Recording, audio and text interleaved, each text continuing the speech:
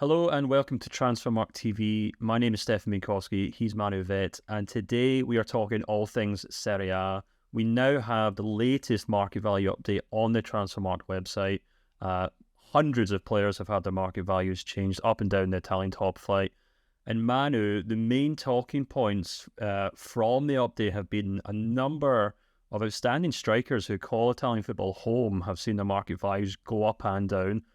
Two players in particular that we're going to focus on. I'm sure people already know because they've already read the title of this video, but let's focus on the first one first. Victor Osimhen, who has seen his market value go up by 20 million euros from 100 million to 120 million. He's now the most valuable player in Italian football history. So that's quite the achievement for the Napoli striker. But talk me through how he's been this season. What kind of player is he? What's he done right? And why he has that lofty title to his name now? Yeah, no, and of course you have to add, this is since Transfermarkt has market values in Italy, which dates back to 2004, right? So we have a big body of work here. The previous record was held by Paulo Dybala, who was at the time in Juventus in 2018, and he had a market value of 110 million euros. Victor Osimhen now breaks that with 120 million euros. I mean, you just look at this body of work, 39 games, 31 goals across all competitions, right? Was a big reason for Napoli to win their first title in several decades. So you have to go all the way back to the Diego Maradona era, right? You look at the amount of interest that Osimhen has, and you look at the fact that De Laurentiis, the president of Napoli, is a tough cookie when it comes to any sorts of negotiations. This is a man who sold Gonzalo Higuain for close to 100 million euros to Juventus, which gives you a really good idea of what he's going to command for Victor Osimhen.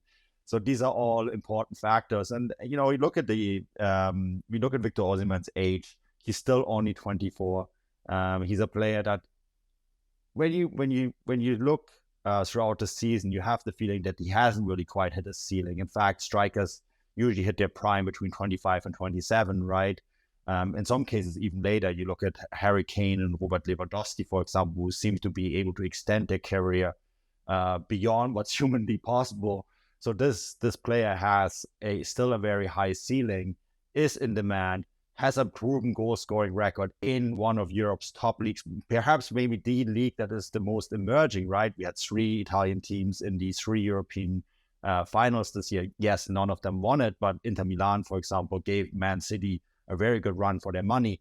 And so this is a player, I think, that deserves this very high price tag. And in fact, you look at 120 million euros, Stefan, I wouldn't even be surprised if Napoli, when the dust settles on this, and I include bonuses and add-ons, etc., if he does leave, I wouldn't be surprised if it would be more than that.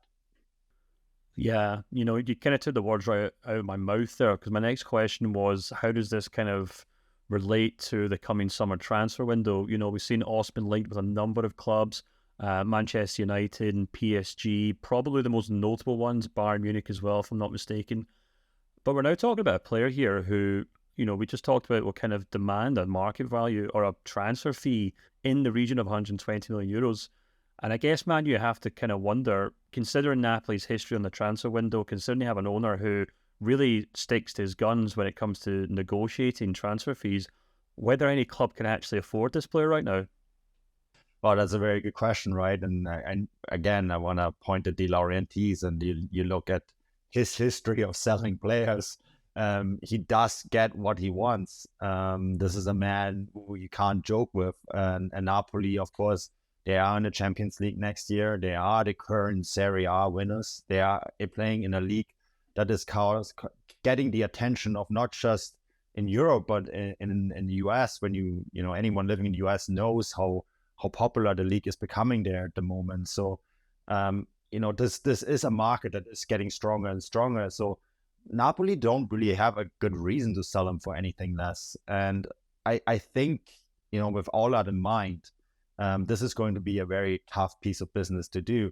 Having said that, I mean, we're doing this pretty much moments after we're recording this, pretty much moments after it broke that Harry Kane will not join Man United, that they have pulled out of this race, right?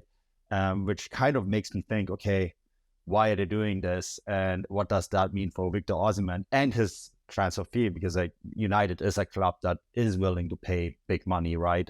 Is of course in the middle of a takeover, so we have to keep that in mind as well. But I think that it's going to be very difficult for anyone to get Osimhen out there for anything less than 120 million euros. Yeah, well, of course, the other player we want to talk about today is a player who did go for a number close to that not so long ago when he moved from Fiorentina to Juventus. I'm, of course, talking about Dusan Vlahovic. And while Osimhen might be breaking new records, Vlahovic, I think it's probably fair to say, has really struggled since he made the move to Juventus. And as a result, we've seen his market value drop from 75 million euros down to 70, which is a market value that we've not seen him sit at since December 2021. So, you know, maybe a cautionary tale in terms of spending too much money on strikers, who knows? But before we kind of get into his future, Manu, let's just kind of talk about the struggles that he's had at Juventus this season and why we've seen his market value drop so much. Well, it could have actually dropped more, right? This was a debate that we had at Transfermarkt, whether it should actually drop more. And I think what rescues him a little bit is the fact that strikers, I think, are going to command a lot of money this transfer window, because someone is going to lose out on Harry Kane, someone is going to lose out on Victor Osimhen, and then they will, without a doubt, turn their attention on Dusan Vlahovic, who was only 23, right? He joined Juventus a couple of years ago for 81.6 million. His market value has been pretty much dropping since. And Juventus is a difficult situation. The off-field struggles are very well documented, and they're kind of really suffering from a post-Cristiano Ronaldo hangover, and hangover of having won the title 9 times in a row that they're still trying to recover from. So I actually think Dusan Vlahovic, because of his age, and because of the fact that someone will lose out on other players, I think he still is going to command quite a sizable transfer fee if he does move on, and which is probably why he didn't drop below. And there was a good chance he could have dropped below if there wasn't a market for him, which there is. There is actually still a market for him.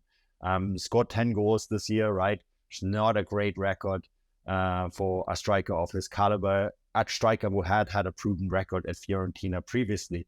So it's such an interesting case, Stefan, because I think this is a really good sample of what's going to happen with the transfer market this summer, where strikers are going to be in such high demand because everyone now wants their Erling Haaland, right? Or their version of Erling Haaland. And so I think this is going to be a market where even strikers who have previously struggled might benefit from their previous body of work.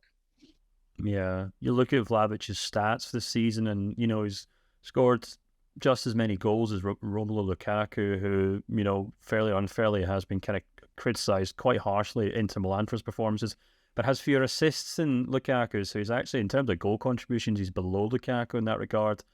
And one stat that really stood out to me actually when I was kind of digging through the Serie A stats for the season was that if you kind of look at strikers based on their shots on target, Vlahovic is nowhere near the top 10. So we're talking about a striker here who we all know he can do what he can do because we all see him do it at Fiorentina.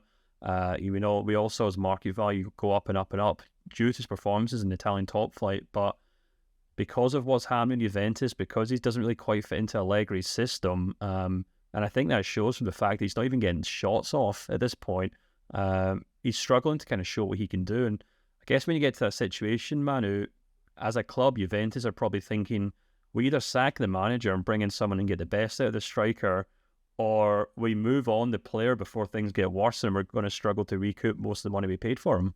And they're probably going to struggle to recoup most of the money that they paid for him, right? The most that I think you expect for the kind of fee is around 70 million euros, and that will probably include add-ons, etc.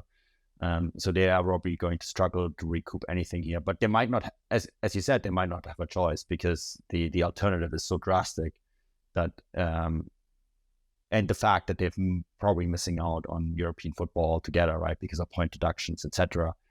Then they will have to recoup something here, and that makes me think that this is the likely course of action.